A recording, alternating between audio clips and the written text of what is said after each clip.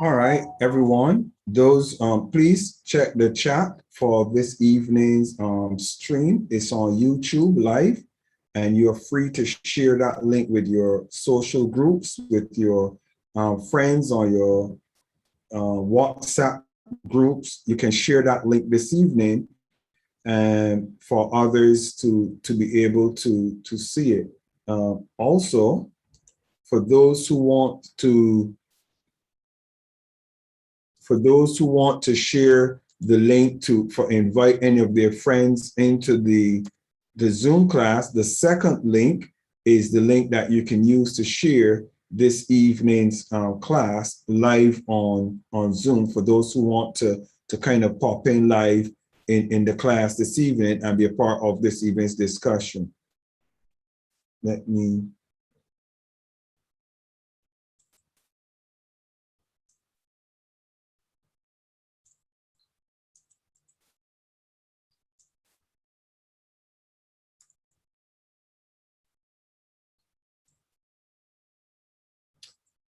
All right.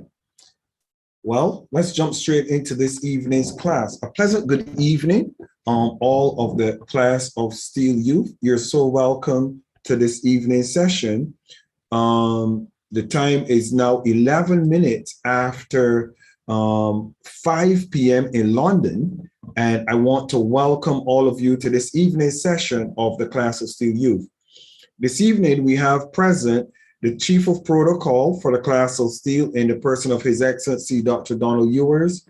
And we have also Grandmaster Edward Scott. We have Dr. Uber, and we have all of the individuals who are making up the team of the class of Steele Youth. We have Bishop Dr. Comfort Adu, who is also out of Ghana, and other dignitaries, ambassadors, and leaders. You're all very welcome to this evening's class. Thanks to all those who were in class on Saturday last week, and just some housekeeping that is very important. I want all of you to be aware. Please don't call and ask anyone if class is going to be on Saturday. Every single Saturday, by the grace of God, we will have the class of Steele Youth. Every single Saturday, we will be present. We will be here at the same time, on time. Wave at me if you heard me, and if you get it. Just give me a wave, all right? The same time and on time.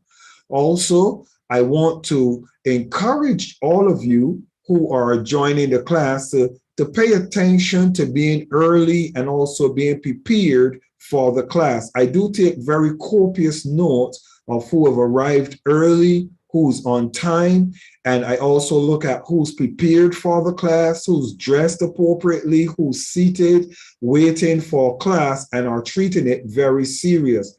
Those are individuals that I will look at as time goes by to taking to the next level. I also want you to pay attention to those who are going to be taking notes. I want you to take notes because all of these classes are important and they're going to add value to all of us. I hope you noticed that I specifically said they're going to add value to all of us, myself included. I want to appreciate those that are in the leadership in the different regions. I especially want to acknowledge Dr. Uber. Dr. Uber, thank you so very much for those in South Africa who are a part of this, and equally those from Nigeria and the other regions that you've brought on board. We're very grateful. In acknowledgement as well, I want to thank Dr. Comfort, Bishop Dr. Comfort, for her contribution to making this class a reality. Dr. Kelvin out of Nigeria and Ghana teams, I want to thank Dr. Kelvin as well for his part in making the class of Steele Youth what it is. This evening is going to be a lively discussion. I want to hear from you. You see, one of the things that I've discovered is a lot of us pretend sometimes it's not me, or pretend sometimes, oh, I'm a saint, I'm an angel, I don't make mistakes, I don't make errors. I want to share with you something. All of us at some time in our lives have made mistakes, have made errors. some deliberately knowing what we were doing, but others sometimes as a result of ignorance or not understanding. And in the class of Steele, in our mentoring, we want you to be aware of something very important. You're not seated in front of me to gain brownie points based on being perfect. You're here to be a part of a community of individuals and youth that we're going to build together. We're going to look at some of our faults, some of our scars, some of the things that we might have done wrong and wish we didn't do it that way. And we're going to help each other. This is not a place to be laughing at individuals' mistakes or their challenges or their difficulties. Equally, it's not a place to be mocking individuals. And even more so, it's not a place to be gaining information on somebody's past or somebody's challenges that they have been facing or they are currently facing at this very present time. I want you to appreciate that integrity is a process. And what do I mean by integrity is a process? Don't ever think that you're going to show up anywhere and always get it right. We always make mistakes. Wave at me if you get what I'm saying. Please, just give me I just want to know that you're alive and you're there. That's why we'll always ask you to wave at me. So humor me when I say just give me a wave so I know that individuals are hearing me and you're identifying. So I want you to appreciate that integrity equally is very difficult. Integrity is very difficult. What do I mean by integrity is difficult? Integrity creates an environment where you have to be going against the grain a lot of times. You have to be doing what is not the popular thing. You have to be doing what others do not maybe celebrate. How many of you know that sometimes integrity is frowned upon? Wave at me if you get what I'm saying. Sometimes your integrity is frowned upon. Individuals would want to call you stupid. Individuals would want to say, why are you cutting your profit short? Or why are you cutting your potential short? Individuals are going to ask you, why are you taking the long way around? Why do you make life so difficult for yourself? All of these things you will hear when you are a person of integrity. Why? Because individuals do not want to do things the way, a lot of times, that's the correct way. Now, in the class of Steele Youth, I will tell you the honest truth. I'd rather sit down with 12 individuals in the class of Steele who take integrity very serious. I'd rather sit down and mentor and teach 12 single out of the hundreds of individuals in Africa and work with a team of 12 than a team of 500, but they're lacking integrity. Let me explain why.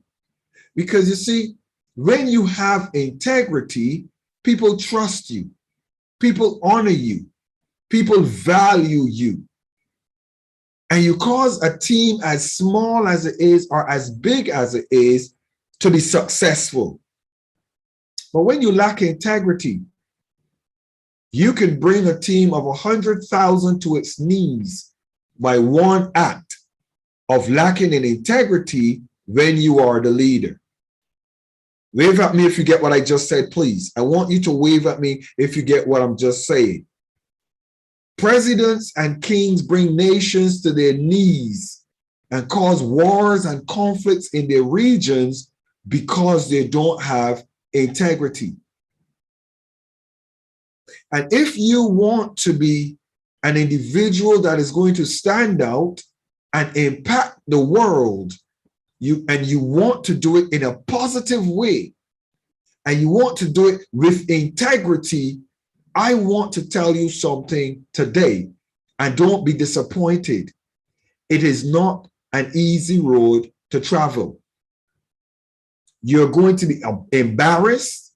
You're going to be ashamed. You're going to have people that are greater than you telling you you're stupid. You're going to have individuals that you might think should know better telling you that you are not a smart person. If you want to survive in this game, you have to play it this way. If you want to excel in this area, you have to do it this way. My friends, my young people in Africa and the nations of the world, listen to me. Please, please listen to me. Your integrity has nothing to do with any other person, has nothing to do with any organization. It has nothing to do with any government. Your integrity is the label that's going to be placed on you and you alone. You see, if you're in a government or in a company that is shady and dodgy, and you facilitate what they do, I'm going to say it this way for you to kind of get what I'm saying the real way. I'm not going to be diplomatic. When the poo-poo or the caca or the shit hits the fan, it's going to blow in your direction. And no matter how big the company is, no matter how important the deal you sign with the person next to you, no matter how powerful the organization is, you as an individual is going to have a marred character that is going to be very difficult to unmar. Wave at me if you get what I just said, please. Just give me a wave. Just give me a wave. Because you see, I want to tell you something, and I'm going to say it this way. And to make it easy, some of us, you see, I'm not going to talk about some of you because I want you to appreciate that in life, all of us are in positions that we have to keep tweaking our integrity. All of us are in positions in life where we're going to have to keep making decisions to better our character. All of us. If you are in a perfect environment where you have never made an error, where you have never compromised, please leave the class of Steele. I'm mentoring individuals who still mess up and who are still trying to get it right and who are doing their best every day to get it right. None of us have it perfectly right. As your mentor, I am still growing. I am still learning. I am still getting it together. If any of you ever catch me out or ever see me making an error, slap me and says, Bishop, I thought better of you. And let me check myself. Why? Why? Because all of us are human, and sometimes challenges, difficulties, hardship, situations put us in positions where we might make decisions that are not favorable. Wave at me if you get what I just said. Come on. I'm talking to us in the class of Steele Youth. I'm talking to all of us. So I'm not here to judge any person. I'm not here to call you a fraud. I'm not here to say you are a liar. You're a thief. You are a cheater. No, that's not why I'm here. What I'm here to do is to tell you, I want you to redefine your modus operandi and sharpen up on your integrity. I'll say that again. I'm trying to say to you, redefine your modus operandi. What that means is redefine the way you operate. Redefine the way you live your life.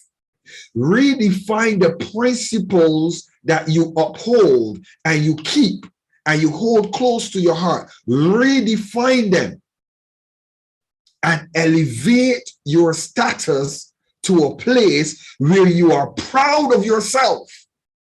Listen to me. You could be ashamed of your position in life, but never ever be ashamed of your character. If your position in life creates an environment where you are poor or you are struggling, or it is hard, or it is difficult, it is better for you to walk with your head up high in a difficult situation than walk as a young man or a young woman with your head hung down, with a fat bank account and great wealth, but you are ashamed because you are lacking integrity. And you're frightened when you hear the police wants to see you. You're frightened because you hear the boss wants to see you in the office. You're frightened because you hear your supervisor is needing to speak with you. Why? Because when you lack integrity, that's what happens. Fear torments you. You can't sleep comfortable when you lack integrity. Come on, wave at me if I'm making sense. Come on, wave at me. Come on. Come on. This is not a popular class. This is not the class that is telling you how to get money and how to get rich.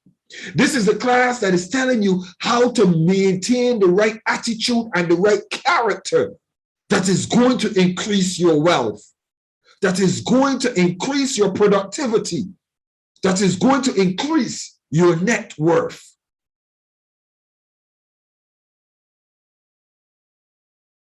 There's some individuals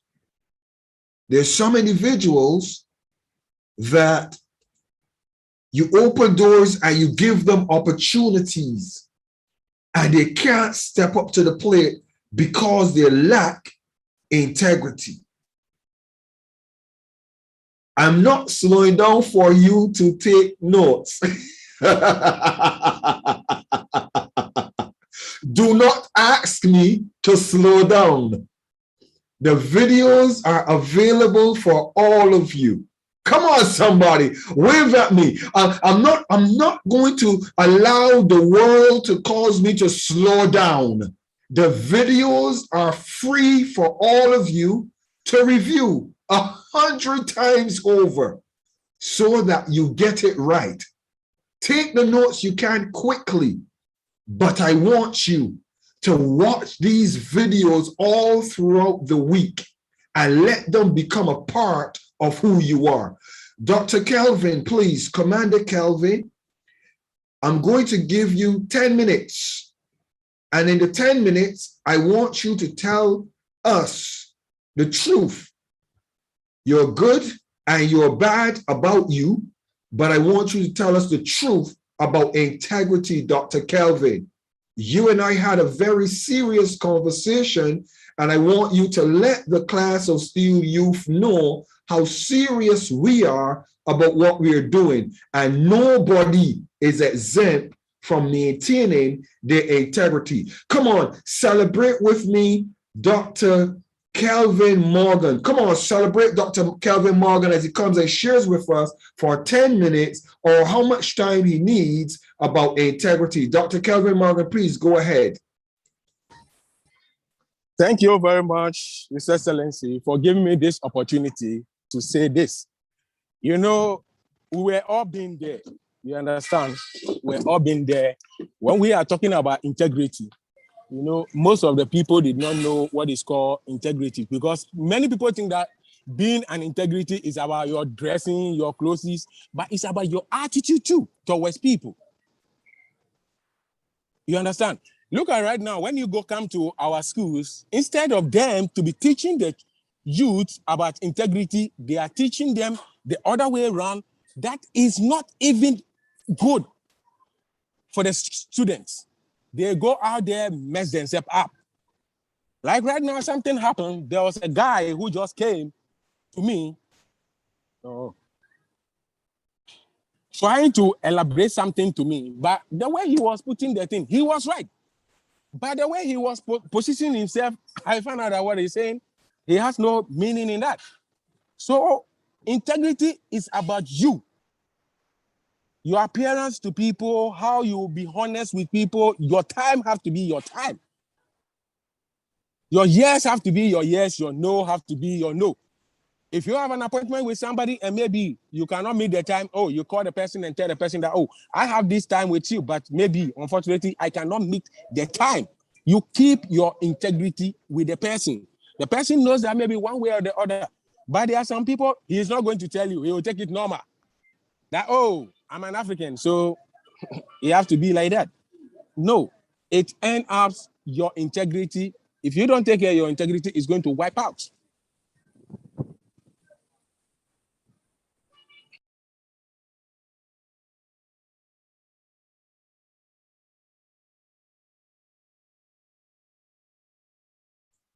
I think Dr. Kelvin got wiped out as he was speaking about getting wiped out. Dr. Kelvin got wiped out just now. Let's allow him to log back in and jump back in with his point. But just to add value while he's getting himself back in to the point that he's making, which is quite important, your timing. And if you're not going to make it, it doesn't mean you don't have integrity, because if you say you're supposed to, Dr. Kelvin, you're back. I don't want to take away from you. Go ahead, Dr. Kelvin, you're welcome.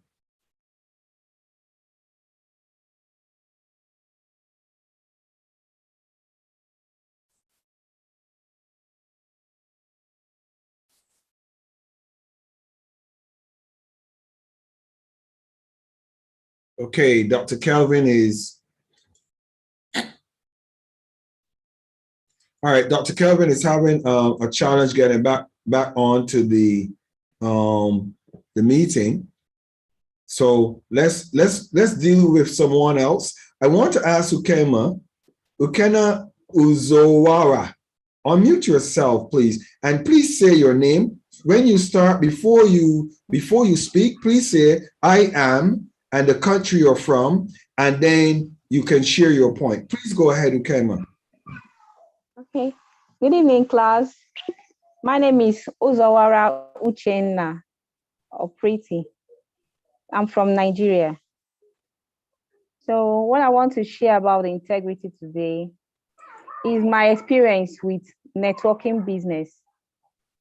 I had a friend who introduced me back 2 years ago into a networking business, and she said it pays very well. I have to bring people and all that. But she didn't tell me the truth about the business. So I hope you can hear me, Doc. Yes, we can hear you. Okay, she didn't tell me the whole truth about the business.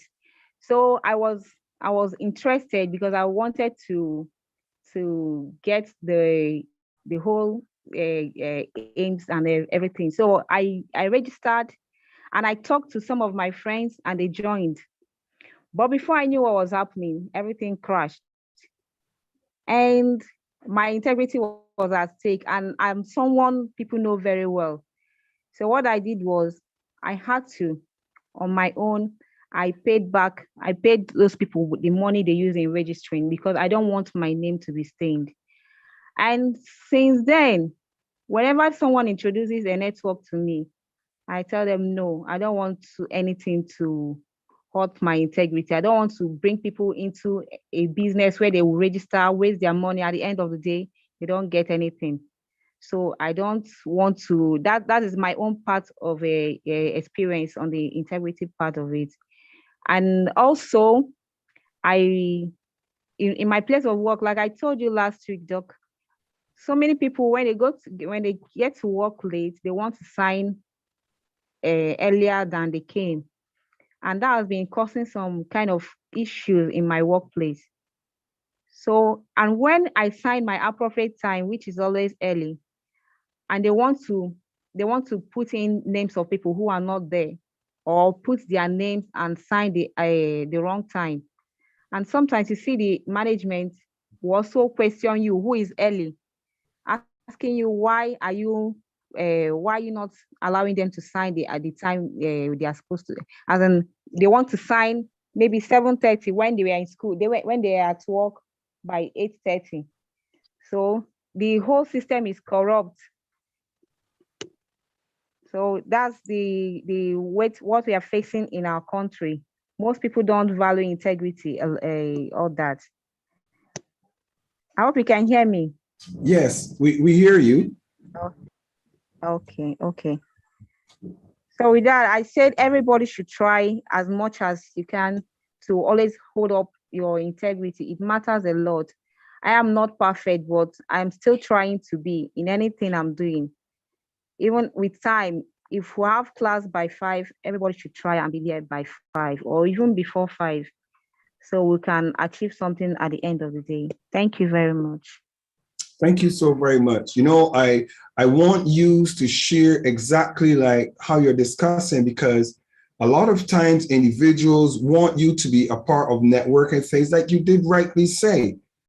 And the focus is, wow, I want to get Nigerians or Ghanaians or wherever because there's so many of them.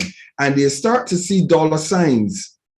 They start to see dollar signs. They don't even have a program, a project, a team, nothing. And they see dollar signs. And it's important that you genuinely look at what you're getting involved with. You look at it. Look at it. Is it going to benefit me? Is it going to benefit my community? Is it going to benefit my nation? I want you to understand, take these notes. If you want to join something, is it going to benefit me? Is it going to benefit my community? Is it going to benefit my nation? Why did I say that? You're getting older as a young man and young woman, all of us. Time is very precious. And we have to look at why are we doing what we are doing. If you join a networking group, why are you going to join it? Make sure you know why you're doing it. What are you going to benefit? Are you looking for a piece of paper as a certificate? If you're looking for a piece of paper as a certificate and you think that that's all you need to be successful, let me be honest with you, that's not true. A certificate, a PhD, and a doctorate, if you don't have integrity, you will just be an intelligent and educated, lacking in integrity person. Did you get what I just said? A doctorate and a PhD does not mean you have integrity. It just means that you qualify to do the job, but it does not give you character. A lot of persons have doctorates and PhDs and bachelors, and they are paid for. Some of them are favors. My doctorate, I want you to be very clear. I have an honorary doctor of divinity. It's honorary. I don't walk around telling people, oh, I'm Dr. Steele, and people think that I paid hundreds of thousands of dollars for my doctorate and I'm all this intelligent person. No. It doesn't matter. Your qualification is based on your academic background or the background of those who recognize you as a person of character worthy of such qualification. Are you wave at me if you get what I'm saying, please. Just wave at me. Some of you in the class of Steele Youth, as we go through this program, I'm going to recommend you for honorary qualifications. I'm going to recommend some of you. Why? Because an honorary qualification does not change you, or it is not any less value than a qualification that you have studied all the years for. When you have the character and you're doing the work and the job and somebody chooses to honor you, you're worthy of it, sir. You're worthy of it, ma'am. When you go through the class of Steele and we give you any qualification or any certificate of recognition, it's going to serve you very well, because I make one phone call and individuals, they take my call. Grandmaster makes one phone call. Leaders that are in the class of Steele Youth that are watching you, make one phone call and individuals will receive you.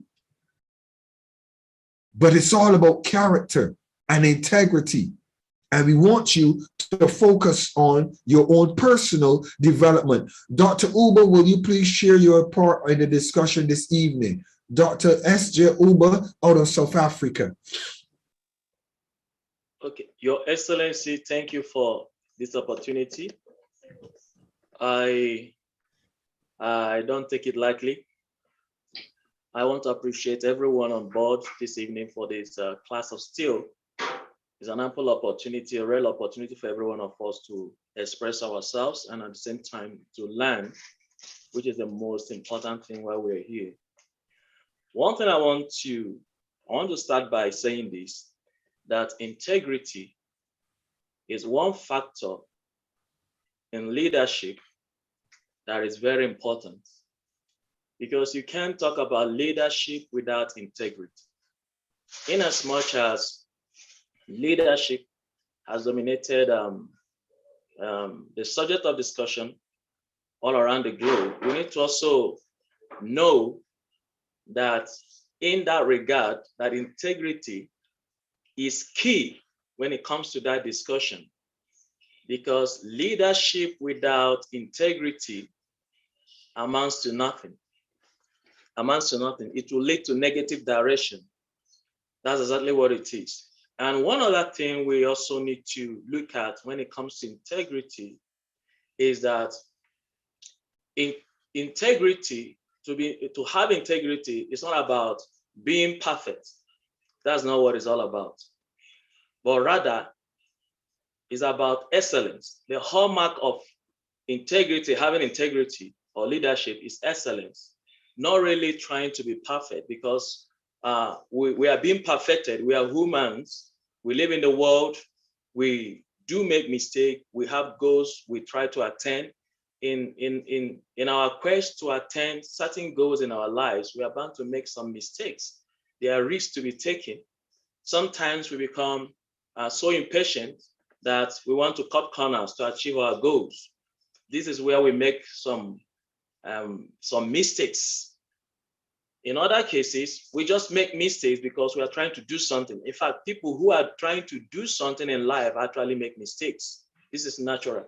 So one of the problems that we face as humans is that we don't want to admit that sometimes we don't want to admit that we do make mistakes. You see, that's one problem. I've learned to admit that I am not perfect. I can make mistakes, but I have to, most importantly, I have to learn from my mistakes and also learn from the mistakes of others. So I wouldn't be wasting my time trying to prove to anyone that I am perfect. No, that would be wrong, because when I try to do that, then it means I don't have integrity in the first place.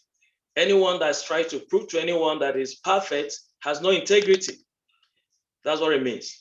So in my opinion tonight, I would like to say that we are not perfect as long as life is concerned, more especially when it comes to attaining our goals. We are bound to make mistakes. We are bound to take risks. We are bound to meet people.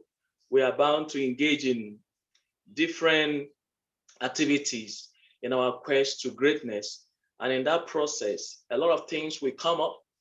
There are some risks we are going to take. There are some errors that we are going to have along the line. We are going to learn from those errors. In fact, when you want to become a great person in life, there is no how you won't make mistakes. There are some mistakes that are out there that you must make by taking certain risks in life. You will meet people who doesn't have integrity. You meet people that will criticize you for your own integrity, who will rubbish you for your own integrity. These are part of the risk. You just have to endure it and move on, because you know what you're looking at for. And what is important is this. Once you set your mind to be a person of integrity, you'll be criticized. You'll be criticized. Criticism is one sign that you are doing something right. There are bad criticism, there are also good ones, constructive criticism. So when you are doing something good, you are bound to be criticized. But that should not deter you from doing what is good. When you're also doing something bad, you're also bound to be criticized.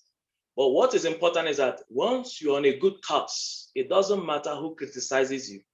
What matters at that point is to maintain your integrity, to take all the risk, to go out of your way to maintain your integrity, because there are a lot of forces and businesses out there in the world that will try to push you out of the way. That's to say, to do something that will dent your integrity. That's where you must not give in. Many people will come to tell you how easy it is for you to arrive at your goals when you know it's not going to happen that way. Nothing happens overnight.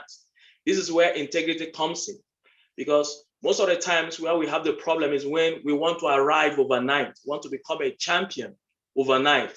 There is no overnight made champion. That's the reality of life.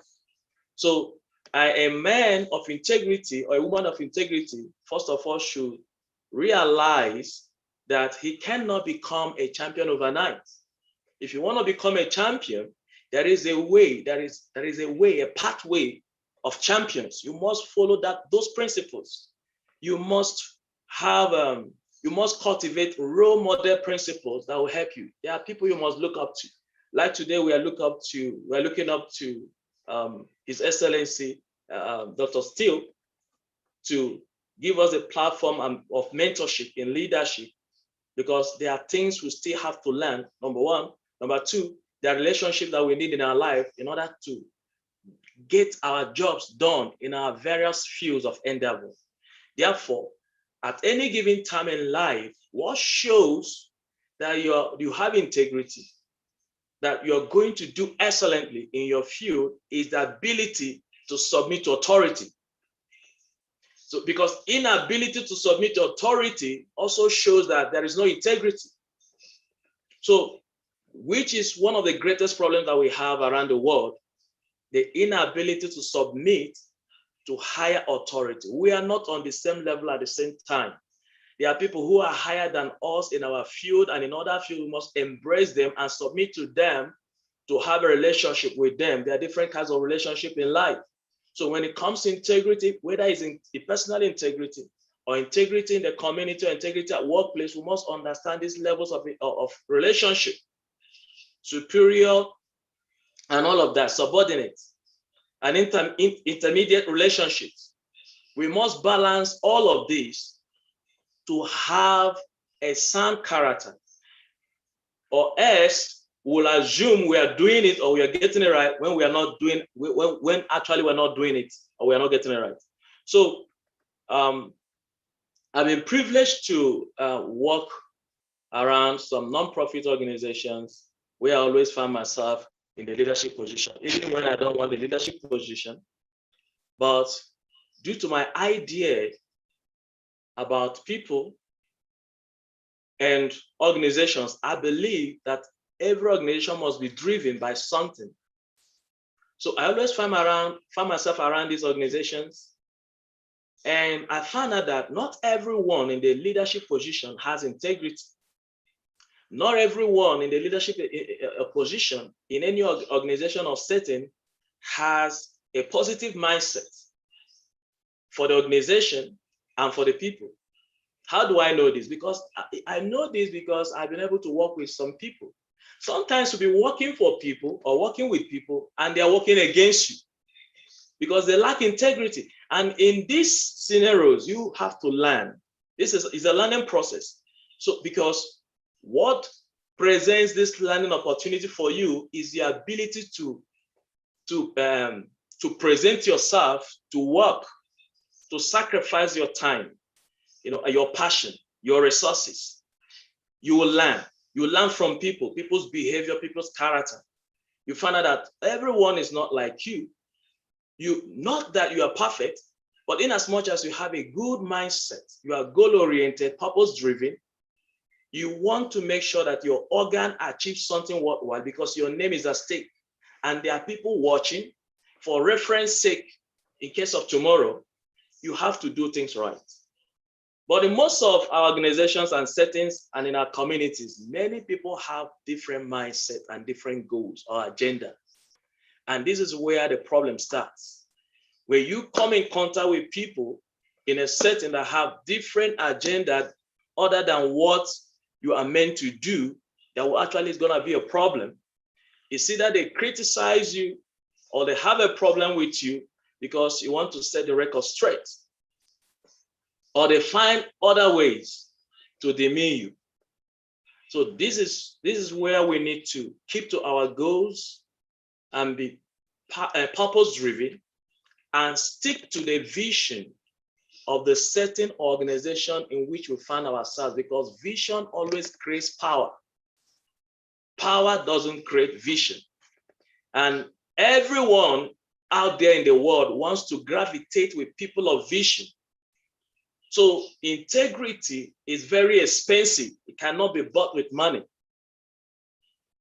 That's what I've learned all my years. I've made some mistakes in my involvement with some settings, and I've learned from those mistakes. I've seen also that some people are not there to serve, and I've also learned from that, and also learned that integrity is expensive. Money can't buy integrity. It's very costly. So it's a sacrifice we all have to pay. It's a sacrifice that we all have to pay. If anyone thinks that he can just earn integrity and make it to the top overnight, it's like plugging a star from the heaven. It's not possible. It's not possible. Integrity is something you earn. You work for it, you earn it, you sacrifice for it, you pay for it, even when it's not convenient. You have to do that. So that's what shapes our character. In a nutshell, I just want to say that in Africa, any part of Africa, and any part of the world, but I want to focus on Africa now because we are dealing with Africa. In Africa, one thing that is lacking in our leadership is integrity. I can tell you that integrity is lacking in most of our leaders, not just political leaders. It starts with our settings, community leaders. I am in the community leadership here in South Africa. As far as Nigerians are concerned, I am part of their leaders in the community. As far as pastors is concerned, I'm part of their leaders in pastors' community in South Africa. So I am someone that know the community and the community knows me. But I have also known that most of the people out there are not there to work. So most of them are there for what they're going to get. So they're not there to represent the people. So this is why we have these negative directions in the community emanating from the leadership. In as much as we blame sometimes our political leaders, we also need to also blame ourselves, because sometimes when we're entrusted with opportunities, entrusted with resources to serve the community, we don't see it as an opportunity to serve the community. We see it as an opportunity to get along and enrich ourselves in any way. So this is always what is happening here. There is this mentality, or let me say, this philosophy of we need to have things to live in Africa. Instead of we have to live, we need life to have things. So this has been a problem. You see, give a little child money in Africa, he will spend all the money. He won't save a cent from it. Why? That's the culture that we have. He won't think about tomorrow. There is lack of integrity even in our homes. Just give a child a dollar. Ask him about the dollar the next day. He has already spent it. You see? So integrity is something that comes from within. We don't need to wait till we get out there before we start cultivating the habits of integrity, or when we are leaders in the society before we start demonstrating integrity. If you don't have it, if you don't cultivate integrity, you're not going to have it when you get there. So integrity starts from you, starts from me, it starts from everybody out there. To be honest to ourselves is a state of focus and being resolute with what our vision is. That's integrity. So in a nutshell tonight, I would just like to say that we really need to address the subject of integrity from the roots. Because many people in a leadership position have titles, but they don't have integrity. And title is not equal to integrity, just like you said. Integrity is one thing, title is another thing. Somebody can earn title, but with money, but you can't earn integrity with money. So integrity comes from cultivating your character. It's a state of being. That's what integrity is. It's more of a state of being than a state of doing. That's the way I see integrity. It must come from within. What you believe in, what your core values are, what you are ready to die for, what you are ready to give, because you can't give what you don't have. That's what integrity is all about. If you don't have integrity, you can't give integrity. You can have money and not have integrity. You can have position and don't have integrity. You can have titles and don't have integrity.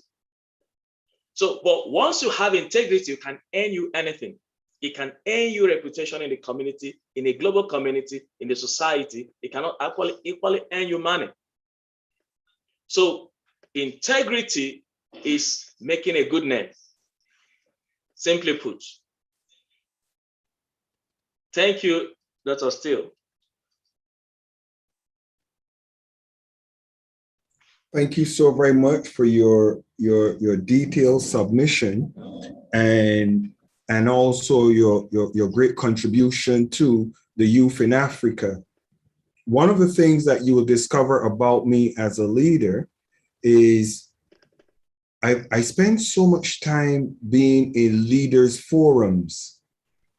And when you're in leaders' forum, you must always remember you're a teacher and you're also a student.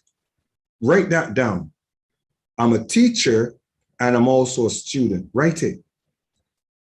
Because I take pleasure in listening to other leaders share. I take pleasure in getting the perspective of other leaders. That's part of integrity. Because remember, no leader is greater than another leader because we all see things from a different perspective. We all see things from our own vantage point. And the class of Steele Youth, I want all of you to know this.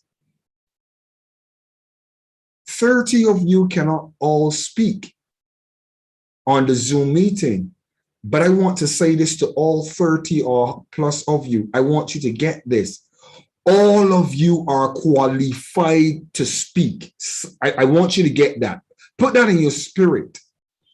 All of you that are seated here in this class of Steele Youth, all of you are qualified to speak on integrity. You don't need me to talk to you about integrity. You don't need Dr. Uber to talk to you about integrity. You're not small boys and small girls. You are mature, consenting adults. But this teaching, I want you to appreciate something that is fundamentally irrevocable in what we are doing. This teaching is needful. And the reason why it is needful is because too many leaders sit quietly and expect that other leaders will operate with integrity and expect that other leaders will do things the correct way. I'm going to be very honest with all of you. I am not such a leader. I am one of the leaders that is not only going to expect, but I'm going to demand. You should write that down in your write that down. I am not only going to expect integrity, I'm going to demand integrity. Write it down. Write it down. Because when somebody comes around you and they are lacking in integrity, you let them know it is not something that you celebrate. Because you see, the upholder is just as good as the thief. The person that sits down comfortably while another person is robbing the company, I'm not going to say you should be a snitch. Listen to what I'm saying carefully. Please listen to what I'm saying carefully. If you see somebody thieving from the till, the company should have cameras. The company should have a structure in place to catch those persons. It's not your business. Listen to what I'm saying to you. Please listen to what I am saying to you as your mentor. I'm not setting you up to be a snitch. Wave at me if you get what I'm saying, please. Just wave at me. Wave at me if you get what I'm saying. Seeing a man thieving something and not reporting him does not say you are lacking integrity. I'm going to say that again. Seeing a man stealing something and you're not reporting him does not say that you are lacking in integrity. Did you steal something? No. This is the reason why I'm sharing this with you. If that person is your friend, it is your job to say to that person, please, Joe, please, Ricky, please, Sue, please, Kathy, please, Elvis, please, Joe Blogs, put it back. Joe, what you just did, Kathy, Elvis, Ricky, what you just did was not right.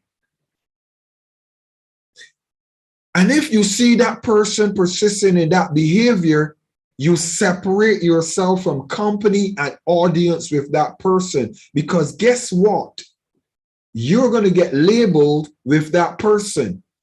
Too many companies and corporations hire snitches and people and put them in jobs and cause people to create problems with relationships. I do not endorse and celebrate corporations that have people as snitches. I do not. I do not. Invest in security cameras. Put your cameras over your till. Invest in security guards. Put your guards to watch. I am there to do a job and get paid and go home to my family and mind my own business. Wave at me if you get what I just said. Wave at me. Come on, wave at me. Wave at me if you get what I just said and if you agree with me. Dr. Uber, before I go any further, I want you to quickly, not too long-winded, I want you to quickly endorse what I just said, please, if you think it's endorsable what I just said.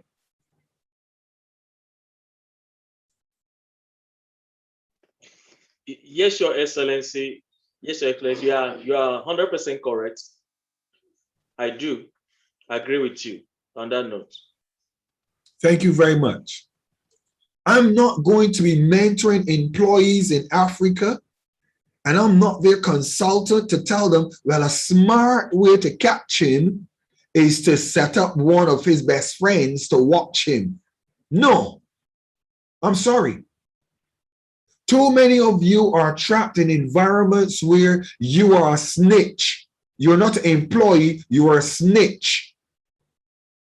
And you're causing problems for your own character because you're having to compromise between friendship and relationship and somebody that is lacking in integrity in a job, and you're being a watchman for a job that you're not supposed to be a watchman for.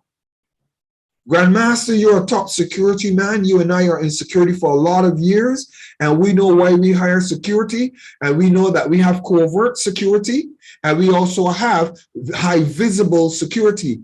High visible security is supposed to stop you from stealing.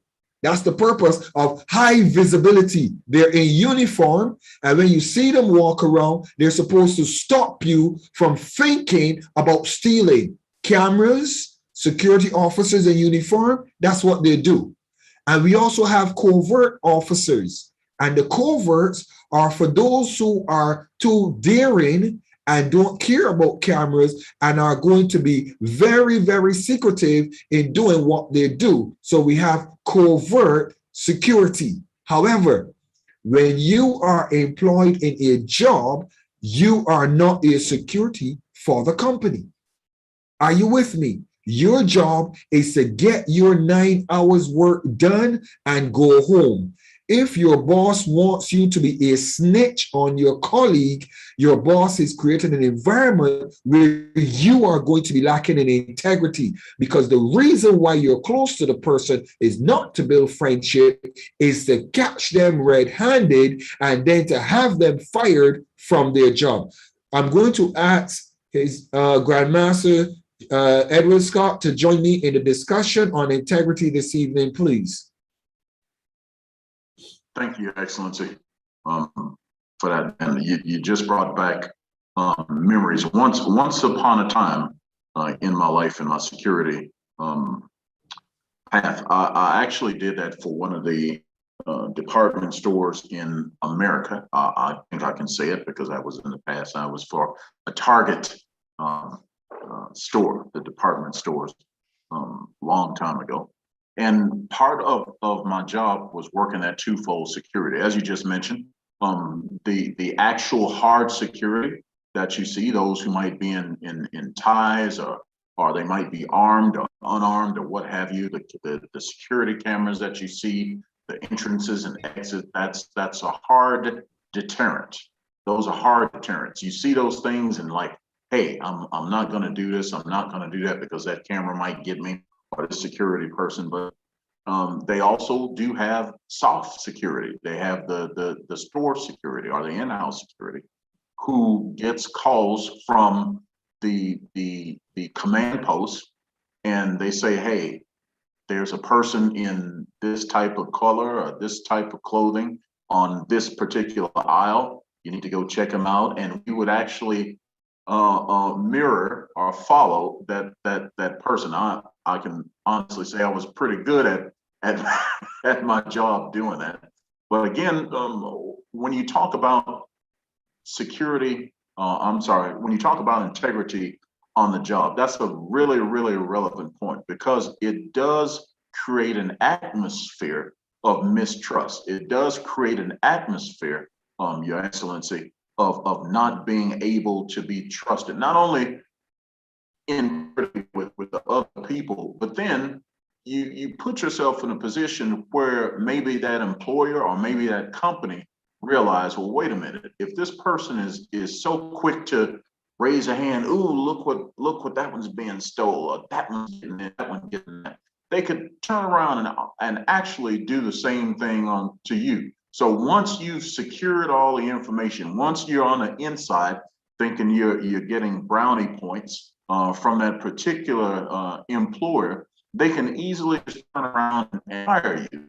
So the integrity that you thought you had, or the integrity that you thought you were attempting to develop, now goes off the wall, and your name is mud, so to speak, not only with a particular company, but throughout the community. So this type of integrity is really, really, really an important thing. And you brought that out last week. That was really, really good points. And at some point in time, if you can just briefly reiterate those, we can go back and see it on last week. You brought out those 4 points of integrity. There was, let me see if I can remember them. There was a professional integrity. There was academic integrity. There was, oh my goodness, I'd have to go back to my notes. Somebody help me, somebody. Those four types of integrity. But those were things that even I didn't know. I'm not gonna say I knew it at one point in time and then I forgot. No, I knew of a couple of them, but the other points I had never looked at integrity like that from those standpoints. So that was good. It caused me to take an introspective look at my life, and like you mentioned before, the processes or the modus operandi of how we do things as individuals to make sure that our integrity is in check. So yeah, when you think about things like that, is great that you mentioned that about setting ourselves up as not being quote unquote snitches for the sake of integrity. Thank you so very much. Thank you so very much, Grandmaster. And I really appreciate you in the class this evening. And I want to acknowledge Ashley. Ashley Makuva. She jumped in there, and it's personal, academic, professional, and political integrity. So well done. Come on, let's celebrate Ashley. Come on, let's celebrate her. Well done, Ashley. Ashley, it's your turn to share your thoughts on integrity. But before you do that, Ashley, please allow me, in integrity, please allow me to ask for His Excellency Olusegun Olukoya. Your Excellency Olukoya, I want you to Where are you? I'm looking for His Excellency Olukoya. Where is he? His Excellency Olukoya.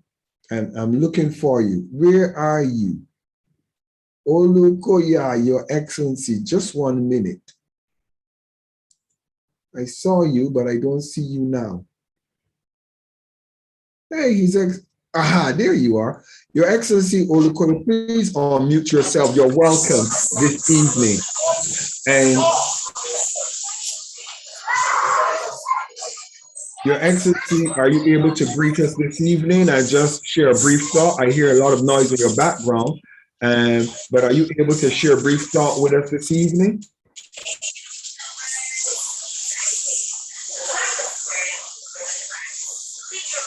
Hello, can you hear me? We can hear you, Your Excellency. I'm very sorry we had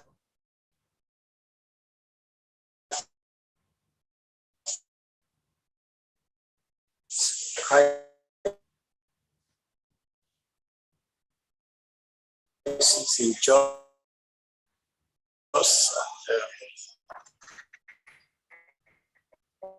and so things, but I want to apologize that my camera is off. We're on transit, and I didn't get home. Okay. His Excellency Olukoya, he has apologized. He's on his way. He's on his way home. So just bear with him, and he will come back on. Ashley, please state your full name and the country that you represent, and just share your thoughts on integrity that you've learned so far, and also anything that you see in your culture that you think as a people that you need to work on as a people.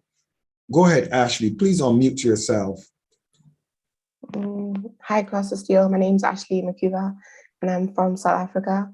I just wanted to build on also what you were saying on who you also associate yourself with is how people see you. Because a few months ago, I was put in a situation where I felt like I needed to compromise my values and what I believed in to fit in with a certain group of people. And I felt that when I was put in that place, people now saw me as the people I was associating myself with. And I felt that that had taken my integrity away from me. And I also feel like integrity means to also honor yourself and honor what you believe in as a person. So. Thank you. Thank you so very much, Ashley. And thank you for taking copious notes as well and remembering the values that we're sharing in the class of Steele. I really appreciate you for doing that. Well done. Oshili, Oshil, could you unmute yourself, please, and share your thought this evening in the class? And that's Rita. Rita, can you unmute yourself and just share your thoughts in the class this evening? Yeah, good evening, all. Can you hear me? Yes, we are hearing you very well, ma'am. Yes, Carry on. I'm Rita Oshley from Nigeria, Delta State. Yeah, today I've learned so much about integrity. And it's a sting of a joy that I'm in this class because sometimes we just move around, we don't know the actual, that is our rights. Like what you just said now, that when you are employed as a worker, not a security. Before, I don't know that. Yeah. Because sometimes you will be doing a job, your own job, and also be doing a job of a security, which you are not employed for. I think today, I'm glad to be one of these that is students, a teacher and a student too. So I can take this on to my friends, even where I'm working. I can also introduce them. I know that integrity as a person, you have to be upright, know what to do at the right time. And academic integrity, you are also as a student, wherever you find yourself, you have to be up and doing and do things right. Don't take shortcut. It's not the best way. Thank you, sir. Thank you. Thank you so very much, Rita, for your contribution. And I want to say something, and this is to the employers that are watching this broadcast and looking at what is Dr. Steele teaching the youth? What is he teaching the leaders of Africa? I want to say this to all of you leaders, and please hear me. And not just here, but I want you to create an environment where you give a fair opportunity to those youth who are going to be employed in your keep and in your service. Remember, a security guard is not the duty of your cleaner. Your cleaner is not a security guard. And a lot of times, employers put their employees in very compromised positions because you want to find information that you can create an environment where you hire cameras, put security cameras in place. Let me ask you a question as an employer. Is your job to capture and prove that Black or white or Asian or Indian people are thieves? Or is your job to deter theft? What is your job? What is it you're trying to accomplish as an employer? If you're trying to accomplish the security of your resources and your stock, that needs the employment of cameras and security. I'll say it again. If you are looking at securing your property, your products, your stock, it needs security. Security cameras, security guards, be they covert or be they open, high visibility.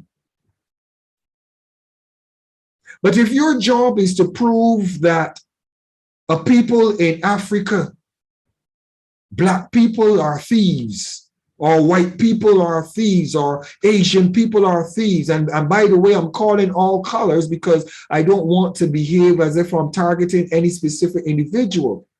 But if your job is to prove that individuals are thieves, don't employ them. Don't employ somebody you're trying to prove is a thief. Just leave them to find a job by an employee who is looking for somebody who's going to do the job you're employing them for.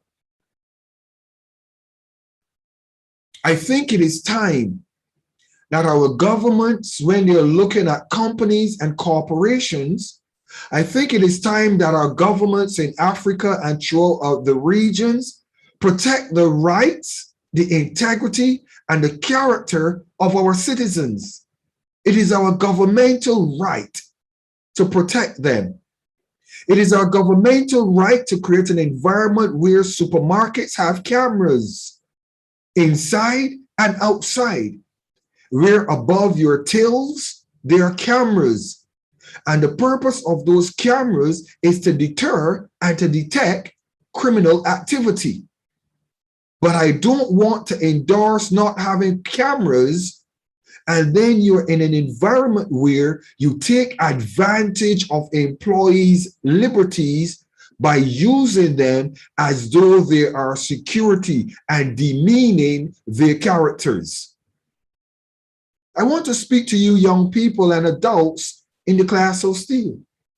Please have the courage to stand to an employee and say, sir, if you hire me as a cleaner, if you hire me as an advisor, if you hire me to do any job, whatever that job is, please, sir, allow me the privilege of doing my job.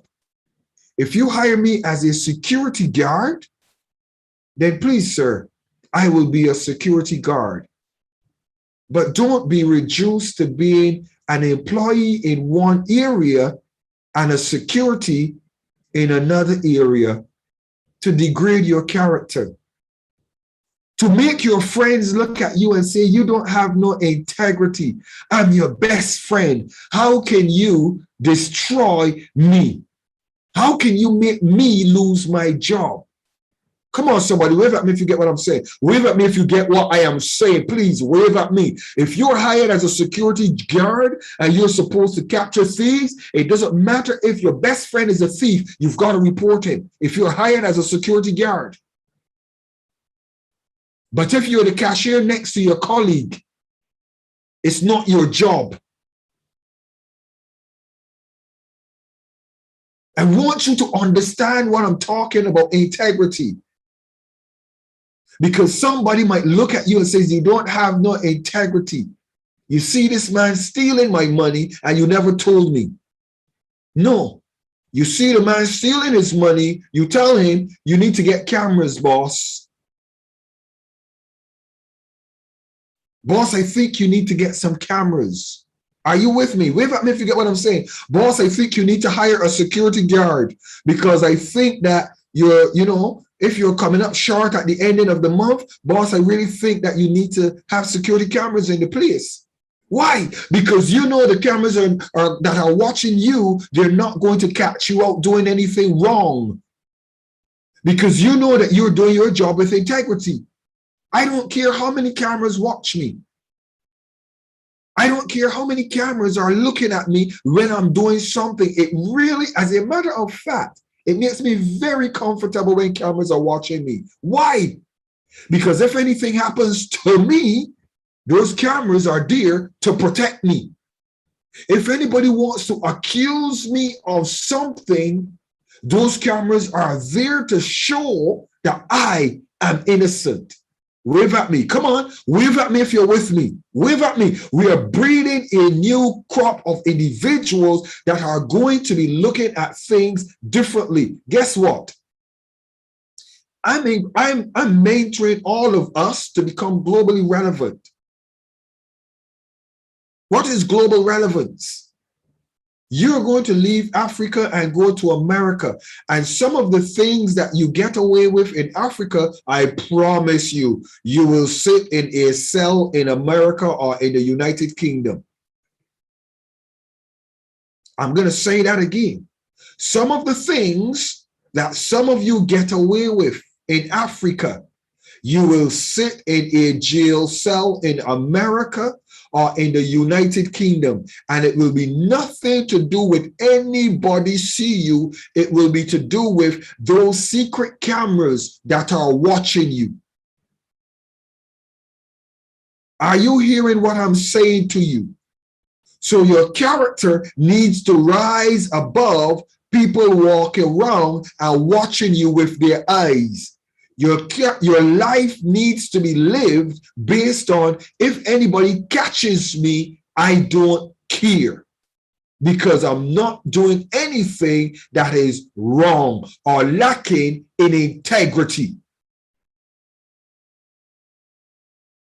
If somebody says to me, I don't have something and I need to go to this office at the US Embassy, at the British Embassy, at the police station and carry my driver's license, at the police station and carry my ID, I do not care. I will show up immediately or the next time. Why? Because I live my life in integrity by the grace of God. And if I make an error, we're all subject to error. It is something I could go and say, sir, I apologize. I was not aware. Wave at me if you get what I'm saying. Integrity does not mean you will not make errors. I want to share that point that Dr. Uber shared with us. Integrity does not mean you will not make an error. It just means that if you make an error unknowingly, you hold your hand up. You acknowledge, yes, I did. If you were driving in a zone that you're supposed to be driving at 20 and you're caught driving at 25, you're going to get a ticket. And it's a speeding ticket. Oh, man, come on. I was only doing 25, but you were doing 25 in a 20 zone. If a small child had run out the road, you would not have enough time to brake and not kill that child in that 20 zone.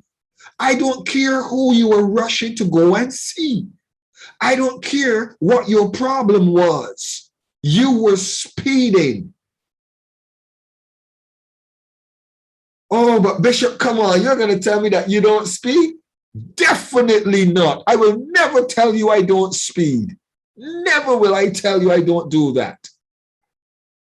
But I behave appropriately. You have to know where to, when to, why to, and how to. Oh my goodness, I just said a mouthful.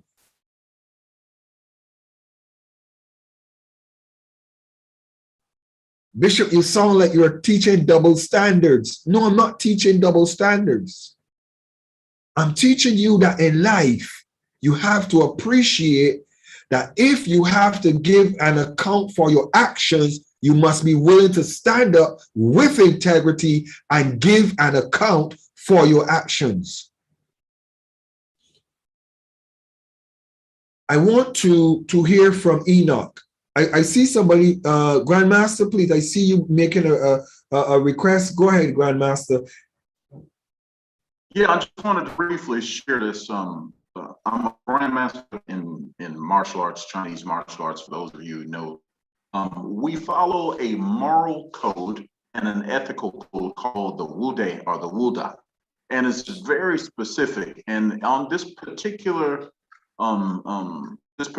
aspect of the moral code, trust or integrity. It says establishing trust and trustworthiness and integrity is key to reliability in the world. If you make a promise to someone or promise to do something for someone, take it seriously, keep it, be good for it. This makes you reliable in the eyes of others. In the professional workplace, such reliability and integrity is essential to building a successful career. Conversely, one should also be careful who they trust. Do not share personal information with anybody you do not know well or personally. Only be honest with those who you are comfortable with and know you best. Trust and integrity takes a lot of effort to build and is very easy to lose, and thus should be taken seriously. Trust and integrity also builds respect with others and establishes loyalty in certain kinds of relationships. So take trust and integrity as something that works both ways and do not take it lightly. Trust and integrity is fundamental to building secure relationships with others and should be valued without fail. I just wanted to share that again. That's from our moral and ethical code in martial arts, one that I teach to my students, but I also use it when I have an opportunity to do mentorship as you provided for us here today, Your Excellency. Back to you. Thank you. Thank you so very much for sharing that. A very interesting question was asked, and I'm going to read the question. As a matter of fact, Ignatius asks, I want to ask if keeping silence about an action. Ignatius, where are you? Let me see you. I want you to ask that question aloud for our viewers. Where is Ignatius? Ignatius, wave at me if your camera is on. Ignatius, where is Ignatius? I see you. Yes, I see you. Ignatius, please ask your question, because I am going to answer your question, but for the sake of our viewing audience and listening audience, I want you to ask your question aloud, please. So I wanted to ask if keeping silence about this act, which is against the set rules, doesn't mean you participating in sin or consent to the act. How do we relate this to the integrity we are talking about? Thank you so very much for that question. And this is something that I'm going to share with you. And what I will say to you is I'm going to be vulnerable to you, but I want you to listen very carefully to my answer. Listen very carefully. Don't read between the lines, and don't try to add or take away from what I'm going to say to you. Listen very carefully and understand who is talking about the scenario. All right. First thing, I'm an ordained reverend. I'm a bishop. And as an ordained reverend and a bishop, there is a code of conduct that we have to live by that is very, very important. For example, If somebody comes and confesses to me as a minister, as a reverend, somebody confesses a crime or somebody confesses something to me that is punishable, I want you to listen to me very carefully, very carefully. The relationship between a reverend or a pastor or a lawyer and his client is totally one that must be identified with integrity. Wave at me if you get what I just said. Wave at me if you get this first thing of what I just said. If one of my parishioners came to me and told me they murdered someone, and I want you to listen carefully, they murdered someone, it is not my duty to go to the authorities and report that individual murdered someone. It is not my duty. Listen to what I just said. It is not my duty. But how could you know somebody murdered someone and you don't report that person to the police? Simple. Because that person trusts me with integrity as a counselor, a mentor, an advisor, and they have a confidence in me that what they share with me will never, ever get in an environment that they don't want it to be in. Please wave at me if you understand what I just said. Please, I need you to understand what I just said. It's important. A lot of individuals have problems with lawyers or defense lawyers. They have problems with individuals who are in a professional capacity and they hide or they don't expose certain things. The reason why those individuals do not do it is because it's called client, customer, or relationship principles.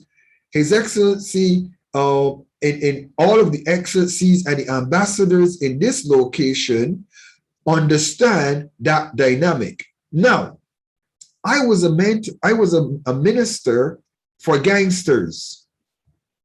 I am a minister for gangsters. And I'm also a close relation with the police in Barbados and different countries in the world. Does it mean that if I see a gangster doing something wrong, that I'm going to go and tell the police? No. It does not mean that. It means that to go and influence that gangster in making a better decision. They call on me and I can go and I can speak to that individual about their behavior and their character. It means that if that person comes to me and gives me private information about their behavior and their character, I can advise them wisely. Are y'all with me? But you need to, that's why we say integrity is a very interesting point that you need to grasp. That's why you need to know your role in any association that you are in. Understand your role. Equally, there are a lot of persons that are in churches. Your brother or your sister might be caught in sexual sin. And you're the first person, oh my God, Pastor, hey, I saw so-and-so in the choir. Hey, Pastor, the blood of Jesus. Hey. And you find it your duty to expose the sin of your brother or your sister. Now listen to me. If God in the flesh, in the person of our Lord and Savior Jesus Christ, was seated and listening to individuals talking about a woman caught in the very act. She was caught in the very act. And he said, he that is without sin, cast the first stone. Listen to me what I'm trying to say. But Pastor, it sounds like I am lacking in integrity because I am supporting that person for doing that. Hello? How could you support somebody for making their own decision in life? How can you support them? The only thing you could do is don't get involved with them, or don't get involved with upholding what they're doing, or don't let them think that you're supporting them. Are you with me? Your integrity does not mean you're a snitch. Please write that down. Write it. Write it. Your integrity does not mean that you are a telltale or you are a reporter of people's sins. That does not define your integrity. Your integrity is defined on your actions, your character, your behavior. Those things define your integrity. As a matter of fact, if you catch a brother or a sister in a sin, and because of the relationship with your brother or your sister, you cover them, you have more integrity as a friend than you have integrity if you go and you expose their sin. Are you getting what I'm saying? Understand your positions, understand your relationships, understand where you stand in light of the situations that you become aware of. I see some questions. Let me look at the other question. Please, I need to ask a question. If you work in a company and you found out an employee is going to make away a huge sum of company money, which might crash it, and you lose the job, what should you do in that case? Listen.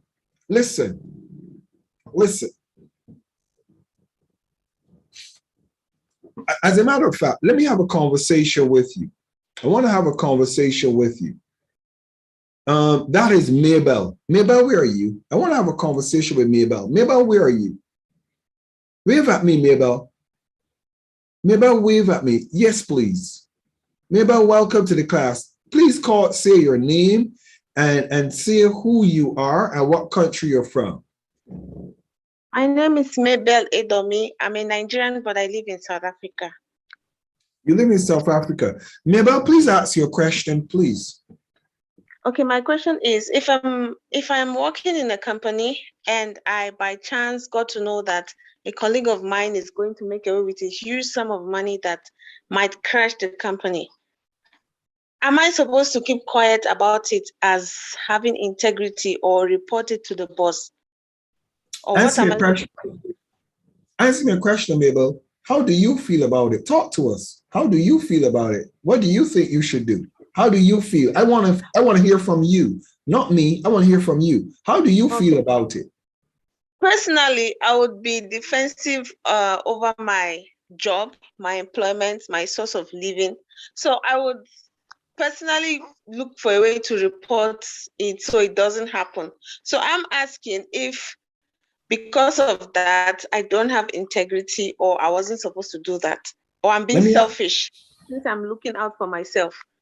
Let me ask you a question, Maybell. And you see, I'm one of the things that you will find out about me is I'm a very interesting character. I'm going to challenge you, Maybell. Let me ask you a question. Did the person do it? Or is the person thinking about doing it? The person has not done it yet, is planning to do it. Let me ask you a question, Maybell. If you're planning to do something, but you didn't do it, are you a criminal? No, sir. Are you dishonest? No, sir. Are you lacking in integrity? Not yet, sir. Should you get reported to the boss because you're thinking of slapping him in his face because he's doing a load of foolishness and you wish the company would crash? Are you a criminal for that, for thinking that way? No. Okay. There's a reason why I'm asking you this, okay? So somebody tells you something that is not substantiated. they are testing your friendship and your relationship. Do you think that your integrity is going to stand if you go and tell the boss and the boss sacks the person and the boss, it never happened? Tell me, what do you think? Whose integrity was at stake? Please tell me. Okay, my integrity would be at stake to the person if he or her is my friend, or he or she, him or her. So have you answered your own question, my dear? Yes, I have. And another thing is, what if I don't say anything and it goes ahead You're to missing happen? what I'm saying. You're missing what I'm saying. You're missing what I'm saying. I want you to get it. I want you to understand this. Integrity is two-way all the time. In an employment, your integrity is to your colleague or your best friend or the person working with you. That's an integrity that is personal. That's one. Two, in an employment, your integrity is to your boss and your employee to doing your job with integrity and getting it done. Is that correct? Yes. If your colleague robs the company, yes, it is your colleague that is lacking in integrity. Yes? Yes. You cannot determine that you're going to lose a job because that happens to justify you discrediting your integrity with your friend. Can you? No, I can't, sir. There you go. If the person does it and the company goes bust and you know who the person is, let me ask you another question. Are you ready for the challenge? Yes. So if you get fired and all of the other persons get fired, if you go and you tell the boss, it was my friend that did it. I want to ask you a question. Should your head stay on your body for your friend's sake? There would be no need to go and report if you were already fired. There would be no need for that. There you go. So this is what I will say to you. This is what I will say to you. Learn to mind your own business. That's what I'm trying to say to all of you in this whole class. Mind your own business. If you are a cashier and you are managing your till, make sure that your till goes back to the office straight. Make sure that the camera that is watching you covers you with integrity. If you see your colleague stealing, let your company have the security and the cameras to do its own business. Mind your own business. Have I made sense? Wave at me if I've made sense to anybody in the class or Steele this evening. Wave at me if I've made sense. Please wave at me if I've made sense. Listen to me. Let me say this to you. Let me say this to you. Let me share with you why integrity is so important and why I am so strict on integrity, but I'm very specific as well. Let me share this with you. I have known of drug dealers that they did not have a choice but to do the drug dealing. They didn't have a choice. They would be killed if they didn't do it. Does that make them a criminal? Does it? Does it make them a criminal? I have known individuals that had to do things that if they didn't do the things, they would be killed. Does it make them criminal? I have known women that have compromised their characters to feed their children. Does it make them criminals? Does it make them ungodly? I have known men that have done things because they had no choice. Does it make them criminals?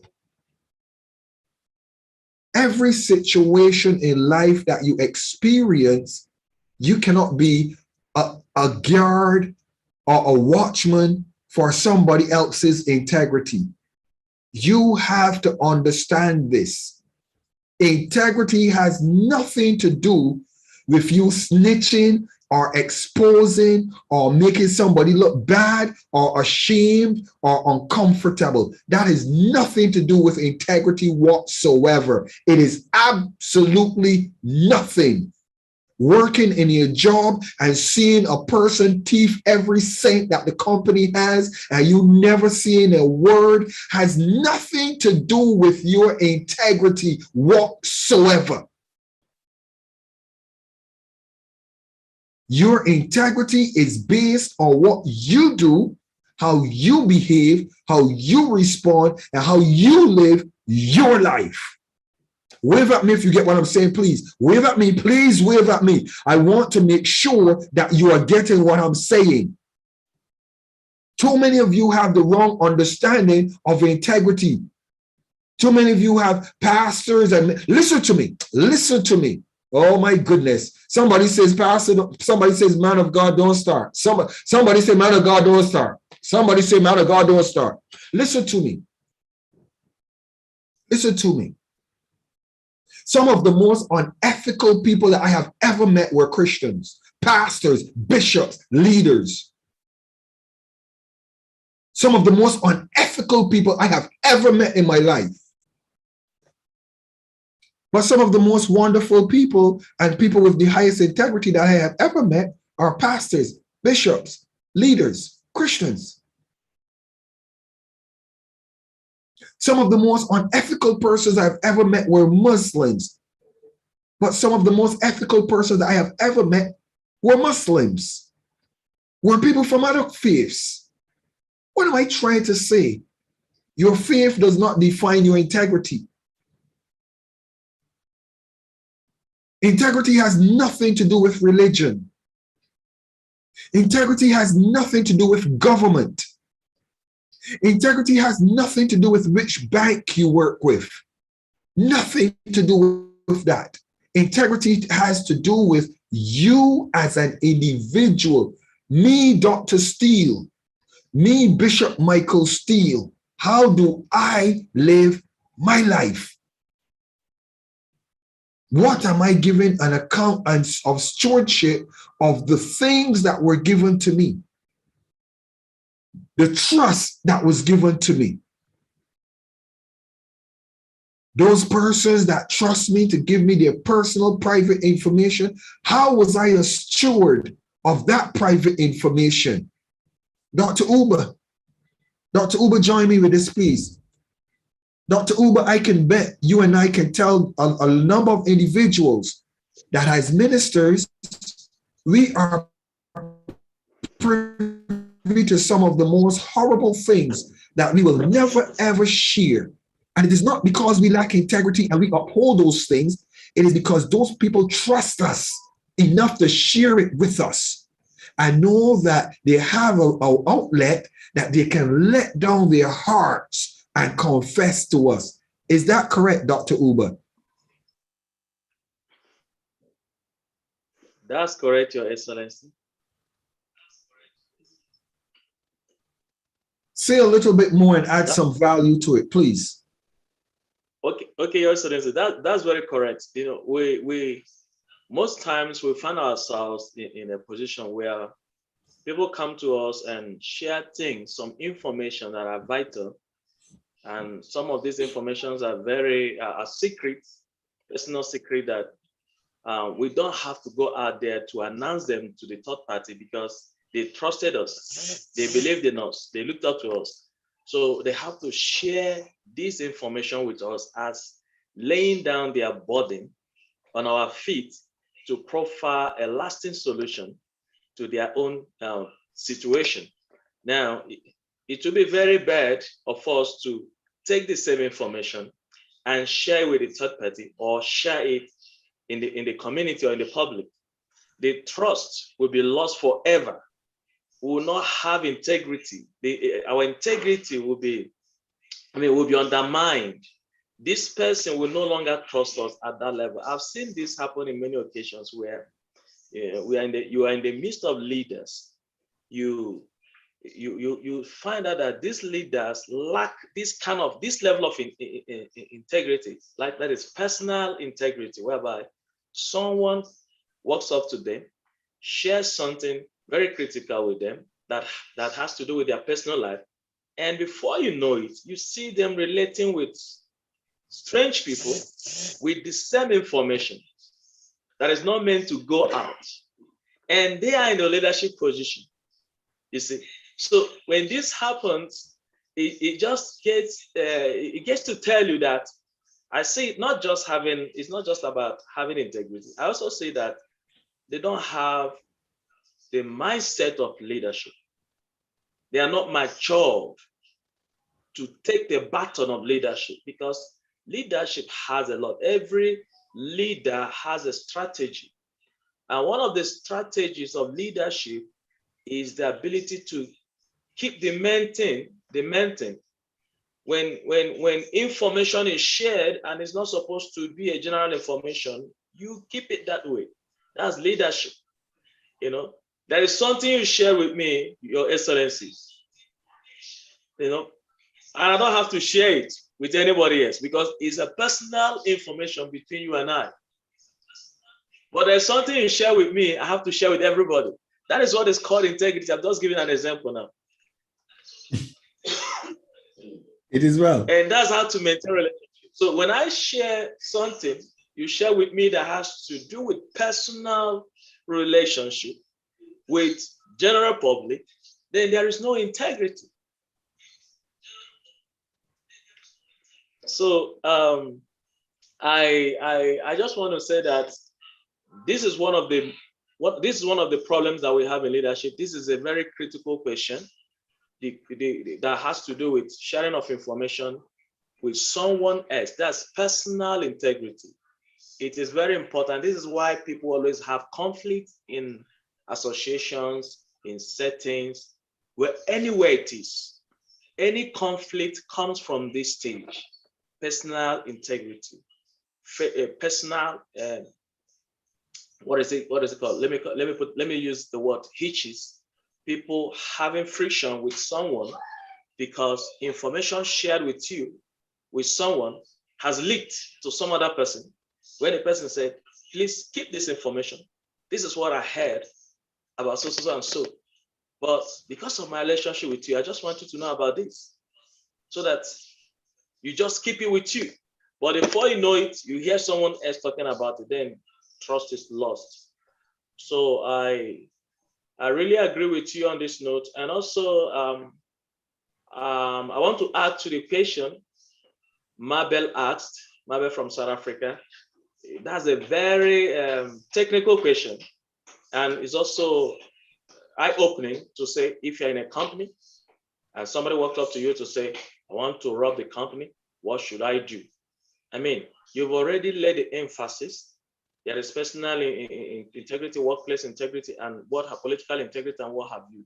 So we need to know our space, the reason why we are where we are, what our duties are, what our purposes are in that place. So it will help us to know how to behave. In fact, this is the reason for this class, mentorship, because sometimes we assume we have integrity without understanding what it takes or what it means to have this integrity. Looking at the characters that shows that we have integrity is actually the way what you answered in relation to that question, to say, if you're in a company and somebody walks up to you to say, I want to rob this company, what do? Do you run to the boss and say, hey, Mr. B or A or C wants to rob the company? He might not end up robbing the company. Even if he robs the company, is it your duty to report to the company? No, you are an employee, so your duty is to work. So this is very important. This is where mentorship comes in. I believe we are learning from here. We are broadening our knowledge. Nobody knows it all. I really appreciate Your Excellency. This is, I mean, it's eye-opening. It's eye-opening. Thank you. Thank you, sir. Thank you so very much for your submission. One person asked a very interesting question, and the question is, where is that? I'm looking for it.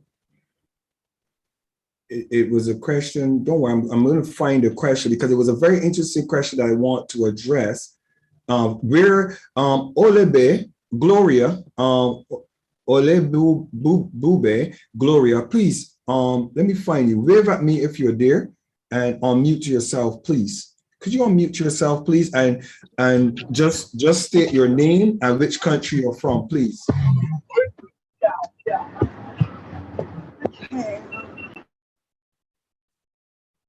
Go ahead, Olebe. We can unmute yourself and just tell us which country you're from, your name and which country you're from, please. Hello, everyone. Good evening. Hello, can you hear me? Yes, we can hear you. Go ahead. Okay.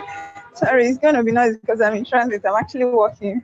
I'm Oluebube Gloria Naman from Nigeria. So, and I've been following the discussion, and I've learned some new things there today because I am a person that values integrity. Surprisingly, our society is filled with, especially the youth. I'm so disappointed with what's obtainable, especially among the younger generations.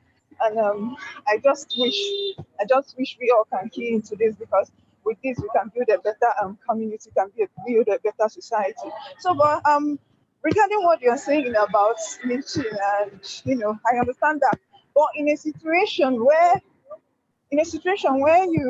someone is being punished for a crime he or she didn't commit, and you are aware who did this, the person that committed this crime. I mean, is it right? Is it wise to keep silent? That's my question. Thank you, sir. I want to, and the reason why I specifically want to answer that question is because it's a very interesting and important question. And here's what I will say. Here's what I will say. And this is very, very important to remember. Remember this. Remember this. And this will keep some of you alive. Being a reverend and a minister for gangsters and individuals in communities and blocks that are they do things, and staying alive for over 18 to 20 to 25 years, there's a secret why I stayed alive. You learn how to mind your own business, see and don't see. You learn it. You have to learn it. In the environment that you're navigating in, to stay alive, sometimes you need to learn how to manage your integrity, your personal integrity. Now, if you know somebody is being accused or punished for something they didn't do, and you surely know who did it, I'm going to tell you the truth. There's something about me that I will not put everybody in that position, but I will tell you the truth. The person that is beating that person is going to have to beat me too, because I'm going to put my neck on the block. This person did not do it. I really don't care what you say or what you think. This person didn't do it. However, I will not be the person to say who did it. But I will be the person that is going to stay right next to that person and gather all of my resources and all the people around me to make sure that this person who did not do it does not suffer the consequences of something they didn't do. But if I know who did it, I will never be the person who will say who did it in that dynamic. Do you get what I'm saying? And let me tell you the secret of why that is. Because guess what? It could come across to a judge that is wise, that might say, you are just trying to save your friend and deliver this one to us. Do you get what I just said? If you are going to defend the person who did not do it, do not be the person who is going to expose who did it. You choose what you are going to do and what you're going to stand responsible for. If you're going to stand responsible for exposing the person who did it, that's your choice and your business, then do that. And by doing that, you will deliver the person they thought did it. Okay? However, if you are going to mind your own business, but you want to defend the person who's innocent, put yourself in the way and do all that it takes, because you know without a shadow of a doubt, this person didn't do it, and you could defend them, you could support them, you could endorse them. What do I mean by all of this? If there's some people that know me and they know the circle that I travel in, I've never smoked, I've never done drugs. I live by the grace of God with integrity, and I follow the law. I'm a respectable citizen. I do everything the legal way. Most people who know me for integrity and my character. I could assure you that if Grandmaster hears somebody puts me in a position and I say to him, Grandmaster, I didn't do it, I'm going to tell you the truth. There are people that there is not a stone on the earth they will not turn to show up and defend me. How many of you get what I'm saying? Wave at me if you get what I just said. Grandmaster, talk to me. I want your take on this, Your Excellency. I want your take on this because it's important as well. Yeah, I just posted something on there that it leads into what you were saying in terms of integrity. If a situation like that happened, that's why it's so very important, Your Excellency, to make sure your integrity is intact, especially if you come into the aid of somebody like that. It's with the example that you just gave. Something goes down and they say, well, His Excellency Bishop Steele did that. I can know for a fact and sleep well and sleep with a good conscience and, hey, whatever you think, that one didn't do it. That one didn't do it, because I know of your integrity, sir, and the type of person that, because of your integrity, your character is not that. So it makes me feel good, and should make anybody feel good, when they know that the character of a person, because of their integrity, is so impeccable, you can defend that without feeling sorrowful, without feeling like you've done something wrong, without feeling that you put yourself in harm's way. So that's something that we definitely want to make sure that we keep intact, is integrity. It goes a long way. All right, thank you so very much for that. You also made a very important point, Grandmaster, about individuals who recognize that being an accessory to a crime, if you know about a crime and you don't report it, that you are an accessory. And that is important to identify as well. However, this is my personal take on it. In America, there's a law called pleading the Fifth Amendment. It's called pleading the Fifth. Okay? And I want to share this with you. You are not, as a citizen, under no obligation. There is no law that can demand you to expose something that you are not privy to or you are not witness to. Remember, you are a free citizen. And by the way, any of you have any challenges, you can call Dr. Steele, and I will definitely, I'm telling you, I will definitely look out for you. I'll not leave you stranded. Once you're a member of the class of Steele in good standing, I will not leave you stranded. But you must appreciate that you have to understand your role and your place in what has happened. Please understand, if you are a security guard and you see something happening, or if your boss employed you to watch something and you see it and you don't report, if you are a neighborhood watchman, listen to me, if you are a neighborhood watchman, you are obligated by reason of being a neighborhood watchman to reporting. But if you just live in your community, minding your own business, you're not obligated. I'm going to get ready to close the class this evening. I want to appreciate everybody. The time is 4 minutes past 7, and I don't want to go over time. I want to appreciate all of your data and all of your time listening to all of this. You've been an amazing class this evening. You've asked so many questions, And it's been such an interesting question this class this evening. I appreciate all of you, and I hope that all of you have gained something on the subject of integrity this evening. And as a matter of fact, I equally am going to be carrying this discussion to the next level, because we're going to be speaking on integrity for a little bit, because I want to speak to you about immigrational integrity. I want to speak to you about governmental integrity.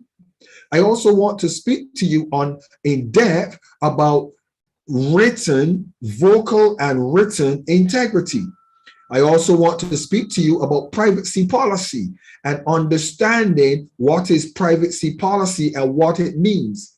I also want to speak to you about copywriting and legalizing of documents and patents, so that you get a full understanding of integrity in its entirety.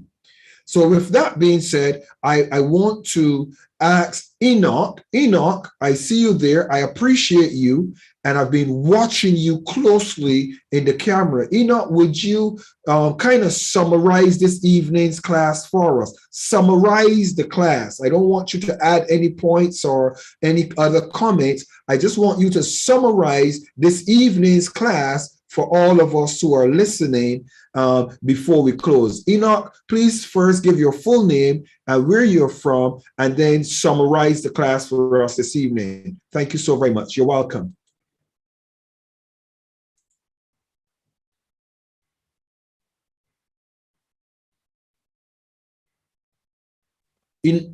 Hello. Hi. Good evening, Clyde. Good evening. I'm Enoch Ayinsu from Ghana. Okay. To summarize everything, I would say first, for us to hear our integrity, we need to mind our own business and not think into people's matters. That's to say, if you see somebody doing wrong, if it's not your duty to report, you have to keep shut and do the role in which you are there to do, or the work in which you are there to do. That's not reporting people for wrongdoing if it's not your duty. That's one that I have to say. And the second one, I should say, we shouldn't be watchman for someone's wrongdoing. We shouldn't be a watchman to someone wrongdoing. We should stay to our road and we shouldn't take advantage of people's security or okay. Then you also said something about our faith. That our faith shouldn't determine or define our integrity. Our faith shouldn't define our integrity. Our integrity should be defined by our character, the way we behave, and our integrity should be defined by our characters and the way we live our life. That shouldn't be depend on our faith. That's little what I can say for this evening. Thank you very much for the opportunity given to me. Thank you so very much, Enoch from South Africa. Do I have somebody from Sierra Leone in the class this evening? If you're from Sierra Leone, somebody from Sierra Leone, please wave at me. Do I have anybody from Sierra Leone? Please, would you summarize this evening's class for those Sierra Leoneans and those that are listening? Summarize this evening's class for us, please. Say your name first and just state your country, just for the record.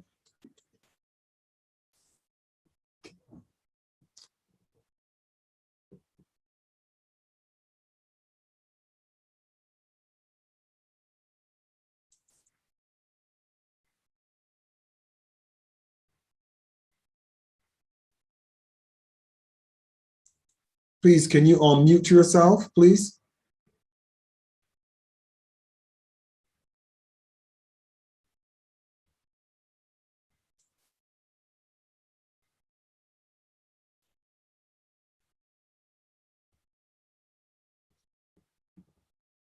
You're going to see something just flash up on your screen that says unmute. Just click the unmute.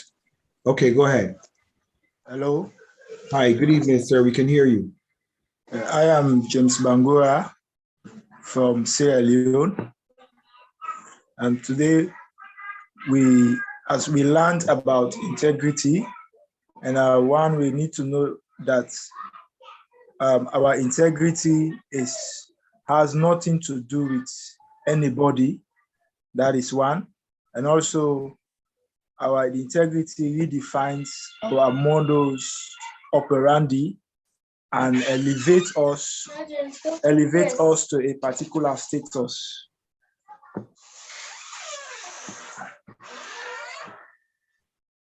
I think those are just the two things that I got from it. That's all right. Thank you. Thank you so very much. Do I have a representative other than Grandmaster from Botswana? Are there any representatives from Botswana that are in the class this evening? Your Excellency, Grandmaster, do you have someone from Botswana that you can see that is in the class?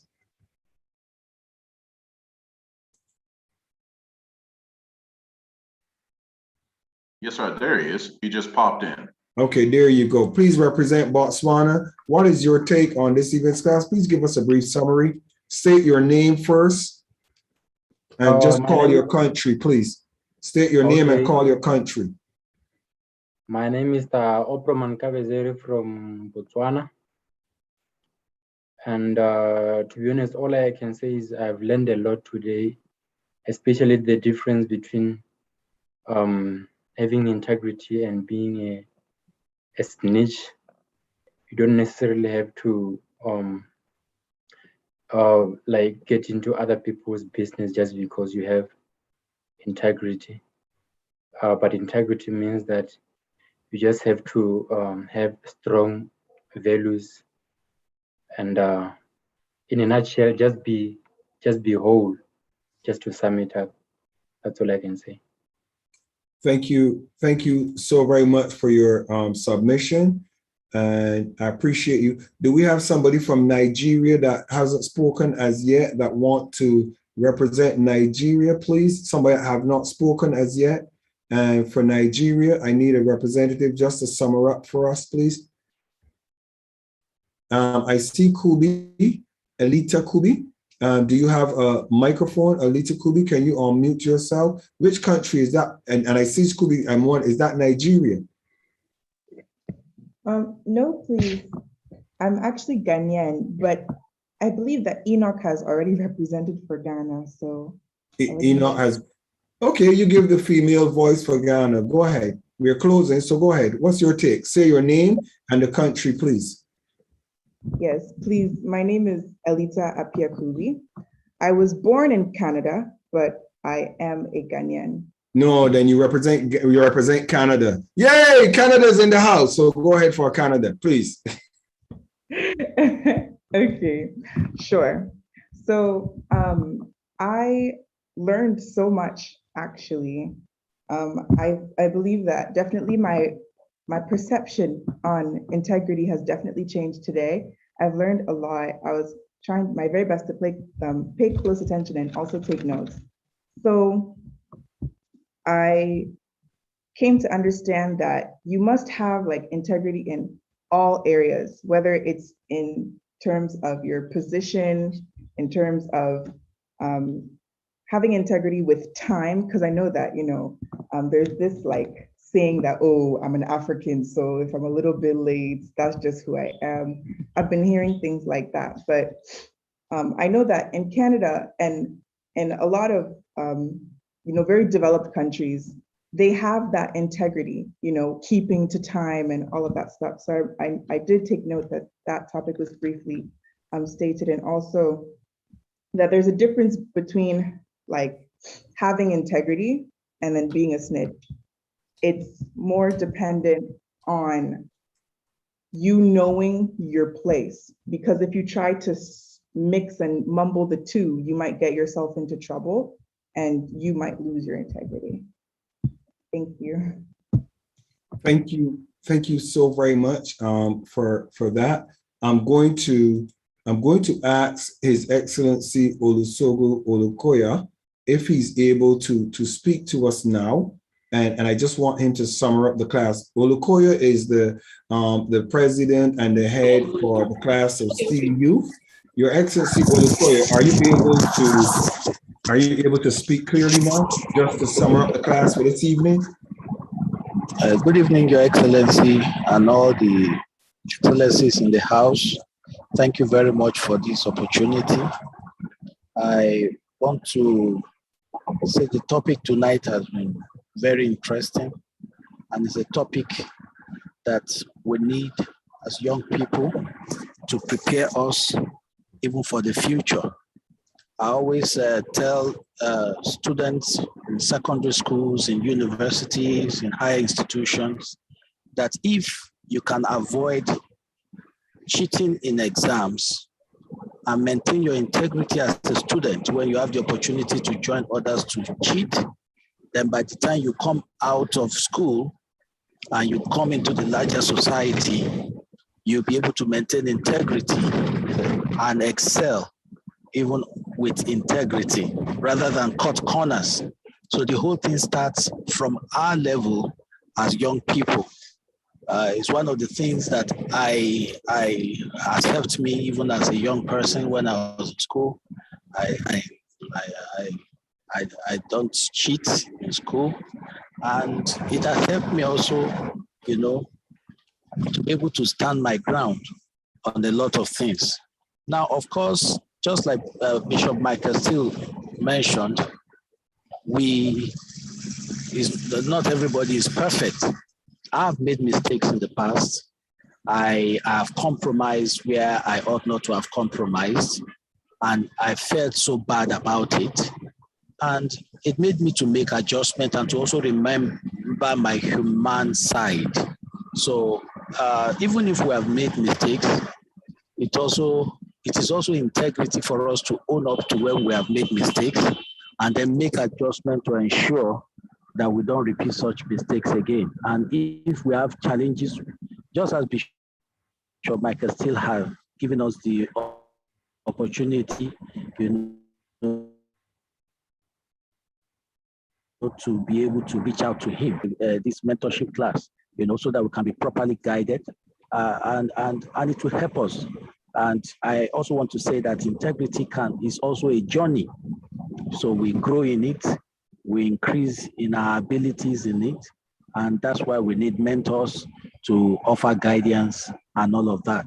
So I appreciate everything that we have shared tonight, and very importantly, we should learn to mind our business. That is one of the strongest points of integrity. Mind our business.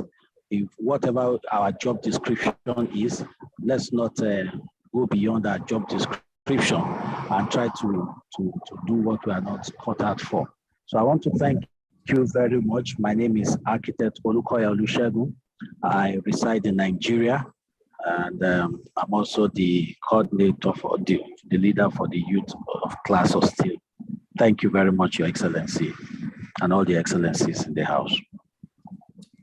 Thank you so very much, Olukoya. I appreciate you. I want to ask Bishop Dr. Comfort Adu out of Ghana. Dr. Comfort Adu, if you would share a brief thought on this evening's session. And by the way, class is completed, and this is just wrapping up in the discussion for those who are interested to follow through in the discussion. Bishop Dr. Comfort Adu, are you available with one of your lines that you can become unmuted? Where is that? Okay. Dr. Adu, you don't have an unmutable one. All of your connections are. Okay, Dr. Adu, we can't unmute you. Let me see. We're not able to unmute you. Let me just, okay, yes, we can. Okay, go ahead. Dr. Comfort Adu, please go ahead. Thank you, Your Excellency, my Bishop, Dr. Michael Steele, Your Excellency, Grandmaster, all the excellencies in the house, and the leader for the youth, Architect Olukoya. I'm so pleased to be here this evening. And one thing I have come to notice is that you can't tell yourself or you believe yourself that you know everything. In fact, integrity, as I have known, is a way of life. but there had been some integrities in it that I did not know. For example, when you are showing up integrity in your life, it does not mean that you have to pull everybody down. We have to let everybody know that, yes, because you are Mr. or Mrs. Right, and then we are doing the right thing. I remember one time when I was a chairman to a committee, and one of the executives called my attention and presented to me some paper that deals with monetary aspects. And immediately I saw that instead of me having wisdom and go about it in a cunning way, I just left the person out. Let the committee people see what he was doing. And that cost me my position in the future. Because of that, I couldn't get elected on the next position. And because of that, I was nearly killed by some of the regional reps. Until they heard and learned from me that I was trying to protect the organization, I would have been killed. And so I agree with it that integrity is your own lifestyle. You must know how you act. You must know how you do your things. It is not a matter of being a watchdog or a matter of being holier than thou attitude. We all sometimes make mistakes. And another lesson I learned along the line was that in our chart to be working in integrity, you must learn how to live by not guaranteeing for others. At one time, I guaranteed somebody on a huge sum of money. I didn't see the person for so many months. I had to sell my car because I call myself a bishop. How can a bishop be led to court because of somebody's death and the person is nowhere to be found? And thank God, now the person has shown up. It has not been an easy way. So it is good for this evening's tutorials. We have to learn it very well. It is our way of life. We must know how to live according to what is expected of us and not want to go about being a watchdog for others. When you see that somebody is doing something that is not right, you pray about it, you call the person or you draw the person's attention, and then you try to let the person know it away instead of going to report. So I agree with this evening's presentation that in charge of being integrity, we must learn how to comport ourselves and mind our own business and do the right thing at the right time. And I believe that if we work that way, we will be good citizens for the next future or the next generation to come. The Lord richly bless you. I'm Bishop Dr. Comfort from Ghana, a representative for West Africa and Ghana. Thank you so much. Thank Your you. Excellency, for allowing me to make a take. Thank you so very much, Mommy. And I'm going to close with this one, and it's funny. All right. How many of you are ready to have a smile? Come on, give me a stretch. Come on, stretch. It's been a long class. Come on, give yourself a stretch. I love all you guys so much. And while Dr. Comfort was talking, a smirk come to my face, and I'm going to share it with you. A lot of persons might not have liked Donald Trump when he was the head of this and the head of that, and might have snitched and cussed and abused him and called him all sorts of things. But that man became the president of the United States of America. And those persons, I can assure you, some of them must have had a horrible time sweating when he was in office. What does that lesson tell us? The person that you might think is the worst person and you mess them up and pull the plug on that person might become the next president, the next king, the next inheritor of that corporation. And I promise you, you will not be forgotten. With that being said, please mind your own business. Tend to your integrity and learn from the points that we've shared this evening. It is better for you to manage your personal integrity, your corporate integrity, your political integrity, and all other things pertaining to you living a wholesome, honest life. I'm His Excellency, Dr. Michael Steele. You're a part of the class of Steele. We love you. We appreciate you. on the behalf of my wife, First Lady, on the behalf of Dr. Kelvin, who had some challenges with his technology. We're going to try to make sure that we can get him positioned better for the next class on Saturday. On the behalf of His Excellency Olukoyo Olusogun out of Nigeria, our youth leader and the head of the class of Steele Youth. On the behalf of my chief protocol, His Excellency Dr. Donald Ewers, and all those who are a part of what we are doing from all around Africa and the nations, I want to appreciate you. Thank you for your time, your credit, your data. It is considered, and we appreciate you. Share it with somebody and encourage someone to join us next Saturday at the next class of Steele. Come on, let's leave the class of Steele with a bit of a wave. Thank you so very much, everybody. Good night, good evening, and God bless you. Have a great evening.